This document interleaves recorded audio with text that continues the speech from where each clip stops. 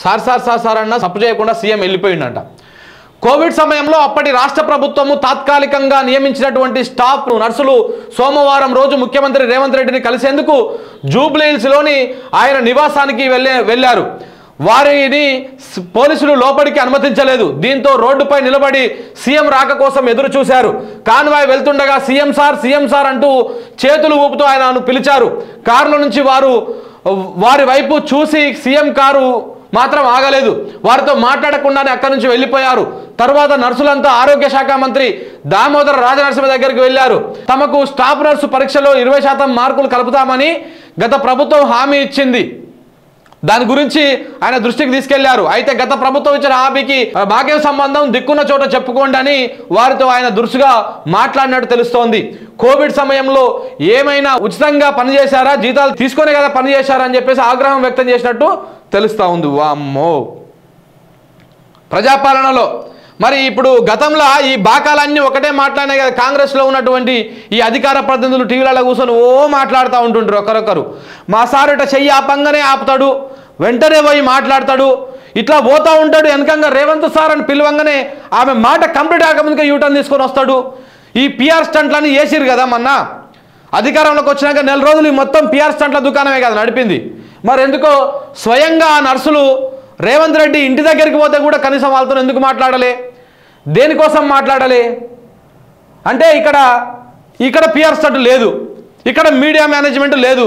వాళ్ళు వచ్చి మాట్లాడితే నాకు మైనస్ అవుతుంది. సో కాబట్టి ఇక్కడ వాళ్ళని కలవకుండా వెళ్ళిపోవాలి. ఏమున్నా పిఆర్ స్టంట్లు ఉండాలి. మన పిఆర్ స్టంట్ టీం కనుక ఉంటే వీళ్ళు తప్పు పని చేసిరు. రేవంత్ రెడ్డిని కలిసే బదులు రేవంత్ రెడ్డి పిఆర్ టీంని కలిసిరు అనుకో, వీళ్ళు 200% వీళ్ళ పని అయిపోతుండే. ఎందుకంటే వాళ్ళు ఒక వీడియో షూట్ చేసుకోవాలి, వెనకంగా ముంగలంగా కెమెరాలు పెట్టాలి. ఆ కెమెరాల ప్రకారం ఇటు రేవంత్ అన్న ఇట్లా పోతా ఉండాలి. రేవంత్ అన్న అప్పుడు మీరు విలువాలి, టక్కుని వెనకకు మళ్ళీ ఇటు రావాలి. సో ఇట్లా ఈ డ్రామా జరగాలి. ఇవి జరిగితే అబ్బా ఏం నాయకుడు, ప్రజానాయకుడు, తోపు తురుము, తెలంగాణ చరిత్రలోనే ఇట్లాంటి నాయకుడిని చూడలేదు అని చెప్పేసి మీడియాలో ప్రచారం చేయించుకోవాలి. ఎట్లా ఉంటాయి కదా ఈనాడు, ఆంధ్రజ్యోతి, వెలుగు, ఈ పత్రికలు, ఈ ఛానళ్ళు, వీటన్నింటి లోపల పెద్ద పెద్ద వార్తలు రాపించుకోవాలి. అప్పుడు ప్రచారం వస్తుంది, అప్పుడు నర్సుల పని కూడా అవుతుంది. పాపం వీళ్ళకి తెలియదు. పిఆర్ స్టంట్ టీంని కలిస్తే రేవంత్ రెడ్డి పిఆర్ స్టంట్ టీంని కలవాలి. వీళ్ళు ఎవరన్నా కలిసి అప్పుడు ప్లాన్ చేస్తారు. వాళ్ళు బయట ఒక బిల్డింగ్ మీద ఒక కెమెరా పెడతారు, అటు మూలకు ఒక కెమెరా పెడతారు, ఇటు మూలకు ఒక కెమెరా పెట్టి ఇంకో ఇప్పుడు మీరు సార్ బయటకు రాగానే సార్ అని విలువరి, సార్ వెనకంగానే వెంటనే జెట్ స్పీడ్లో యూటర్న్ తీసుకొని వస్తాడు, మిమ్మల్ని కలుస్తాడు, మాట్లాడతాడు. మేము అన్ని క్లోజప్ షాట్ తీసుకొని ప్రచారం చేసుకుంటాం. మీకేమో మీ పని అయినా కాకపోయినా మాకు మాత్రం కావాల్సిన ఫుటేజ్ వస్తుందని చెప్పేసి చెప్తారు వాళ్ళు. సో కాబట్టి ఆ విధమైన పని చేస్తే వాళ్ళకి న్యాయం జరుగుతూ ఉంటే ఆ విధంగా చేయలే. అయితే ఈ వార్తని మనం ఎక్కడ ఎనాలిసిస్ చేద్దామంటే ఈ నర్సులకు సంబంధించినటువంటి వార్తని నమస్తే తెలంగాణ దగ్గరికి పోయిన తర్వాత ఎనాలిసిస్ చేద్దాం మిత్రులారా. ఎందుకంటే అక్కడ కూడా వార్త రాసిరు, లేకపోతే ఇప్పుడే చదువుదాము, పని అయిపోతుంది. నమస్తే తెలంగాణ రోజు అంటే ఎవరు రాసిరు? కోవిడ్ సమయంలో పుణ్యానికి పనిచేశారా? నర్సింగ్ అభ్యర్థులపైన వైద్య ఆరోగ్య మంత్రి దామోదర రాజనరసింహ రుసరుస. కోవిడ్ వారియర్లుగా తమ సేవలకు వెయిటేజ్ ఇవ్వాలని కోరడం పైన గుస్సా. అప్పుడు జీతం తీసుకున్నారుగా అంటూ వెటకారపు మాటలు. ఇది దామోదర రాజనరసింహ గారు చేస్తున్నటువంటి కథ. ఈయన ఎక్కడ పోయిండో ఇన్ని రోజుల నుంచి కనపడతలేడు. అప్పుడెప్పుడో మంత్రిగా ప్రమాణ స్వీకారం చేసినప్పుడు బాధ్యతలు తీసుకున్నప్పుడు కనపడ్డాడు. తర్వాత మళ్ళీ ఎప్పుడు కూడా ఏడ కూడా కనపడలే, ఎక్కడ కూడా పెద్దగా కనపడతలేదు. ఈ మధ్యలో రీసెంట్గానంట ఎక్కడో ఏదో టెంపుల్కి వెళ్ళిండు ఈయన, శ్రీశైలమా తిరుపతి అనుకుంటా. వెళ్ళి అక్కడ ఉన్నటువంటి వాళ్ళతో చెప్తా ఉన్నాడంట, ఈ ఏం శాఖ ఇది, దిక్కుమాలిన శాఖ ఇచ్చిర్రు, నాకు పనికి మాలిన శాఖ ఇచ్చిర్రు అని చెప్పేసి ముఖ్యమంత్రిని ఇక చెప్పరాని విధంగా అంటా ఉన్నాడంట. సో అట్లా ఆ టైంలోనే వీళ్ళు పోయారు పాపం.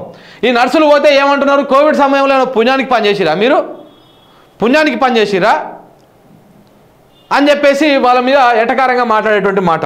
అయితే ఒక్కసారి వాళ్ళ బాధలు, వాళ్ళ వ్యతలు కూడా మీకు వినిపించేటువంటి ప్రయత్నం చేస్తాం మిత్రులారా.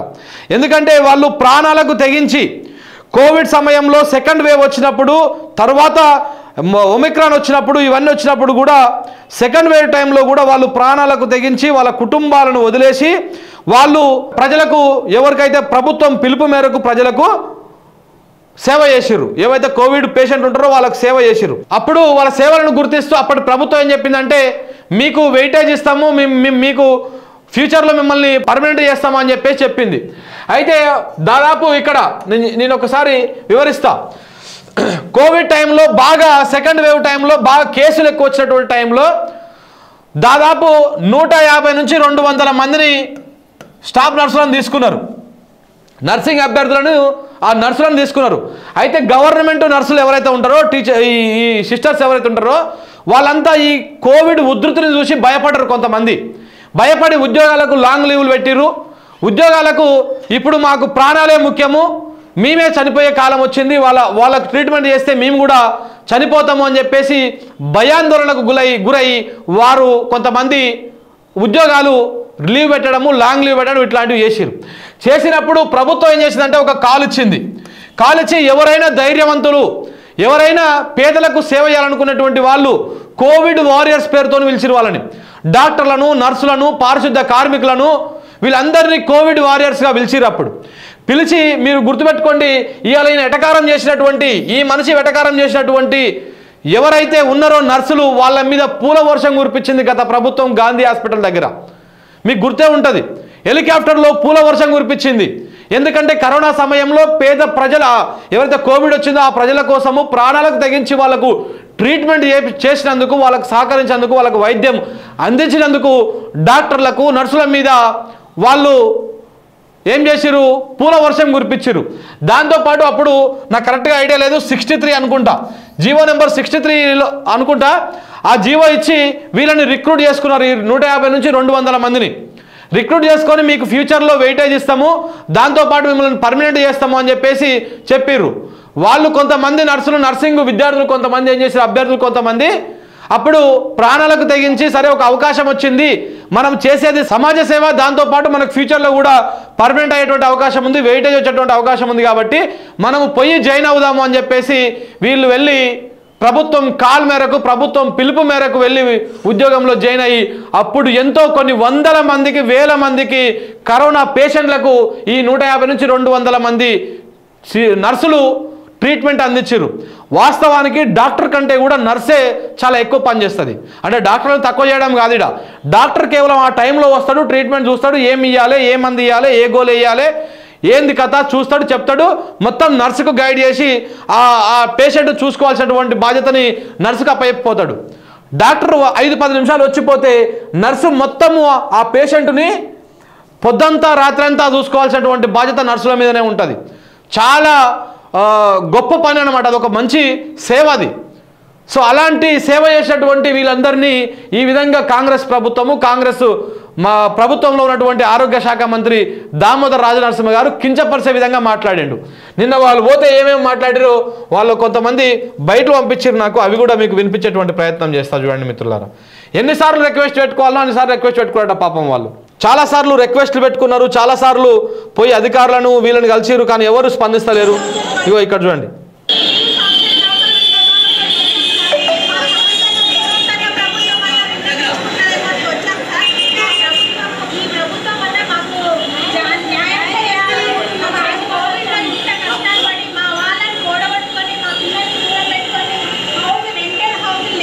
ఇంకో ఇంతమంది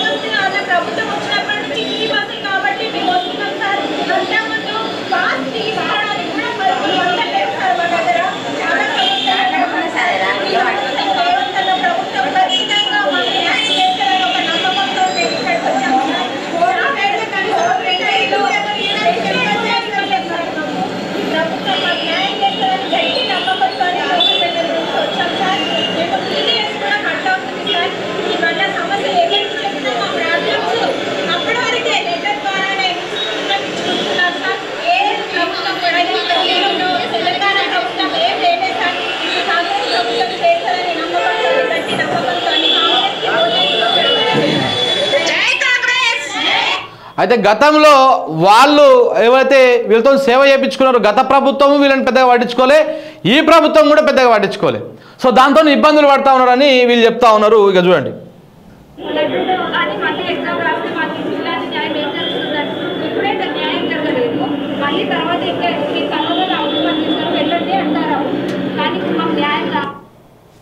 చూడండి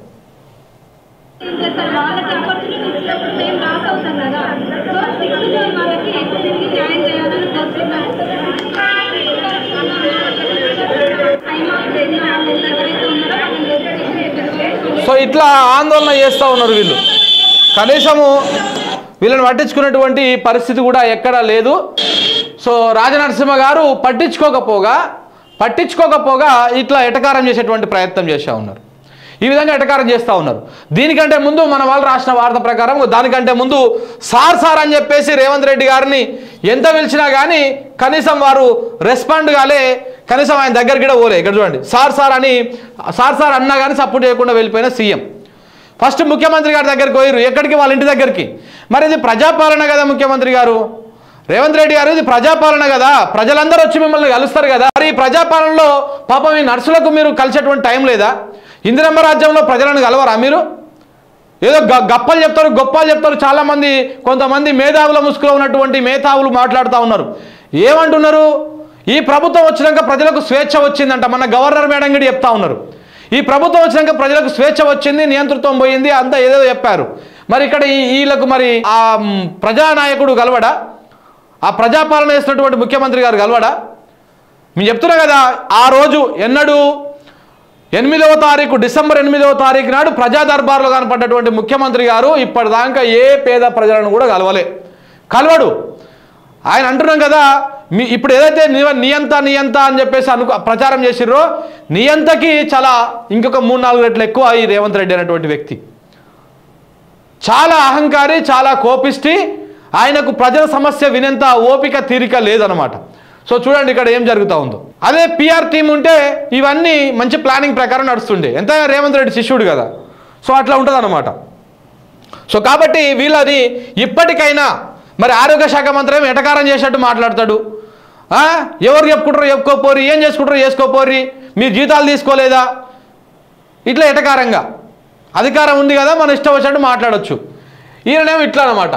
పాపం ఆ నర్సులతో నేను మాట్లాడినా, ఒకరిద్దరితో మాట్లాడినా, సార్ మేము బయటకు వచ్చి మాట్లాడితే మా ఉద్యోగాలు పోతాయి, మా పిల్లలు ఆగమైపోతారు, మా కుటుంబాలు ఆగమవుతాయి, మళ్ళీ మాకు దిక్కేవారు సార్, మేము మాట్లాడతాం కానీ అని చెప్పేసి భయపెడతా ఉన్నారు వాళ్ళని. అంటే వాళ్ళకు ఇట్లా భరోసా కల్పించకపోగా పైకి వెళ్ళి భయం అన్నమాట.